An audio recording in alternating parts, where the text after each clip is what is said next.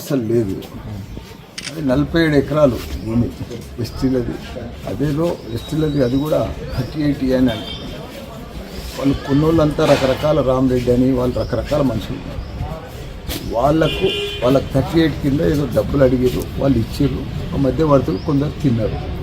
అంతేగాని ఆ భూమిలో కానీ ఆ 47 ఎకరాల్లో కానీ ఎక్కడ కూడా నా పేరు లేదు, నాకు ఆ భూమిలో సంబంధం లేదు, ఆ డీల్ తోటి కూడా నాకు సంబంధం లేదు. ఎఫ్ఐఆర్ బుక్ అయింది కదా, అదే ఎఫ్ఐఆర్ బుక్ చేయమని తెచ్చారు. నేను కూడా ఇప్పుడు రాసిచ్చిన, నేను కూడా కోర్టుకు పోయి నాకు సంబంధం లేదని నేను కూడా కోర్టు ఎలక్షన్ అయిన బట్టి మీరు రాత్రి రిజిస్ట్రేషన్ చేసే అవాస్తవం అని చెప్తున్నారు కదా. సరే ప్రభుత్వం దీంట్లో కక్ష ఏం లేదు, ఏం అసలు లేదు. అది 47 ఎకరాలు భూమి ఎస్టీలది. అదేదో ఎస్టీలది, అది కూడా 38 అని అంట. వాళ్ళు కొన్నోళ్ళంతా రకరకాల రామరెడ్డి అని వాళ్ళు రకరకాల మనుషులు. వాళ్ళకు 38 కింద ఏదో డబ్బులు అడిగారు, వాళ్ళు ఇచ్చారు. ఆ మధ్యవర్తులు కొందరు తిన్నారు.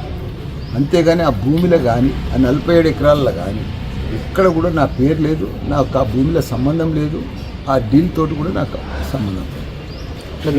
ఎఫ్ఐఆర్ బుక్ అయింది కదా, అదే ఎఫ్ఐఆర్ బుక్ చేయమని తెచ్చారు.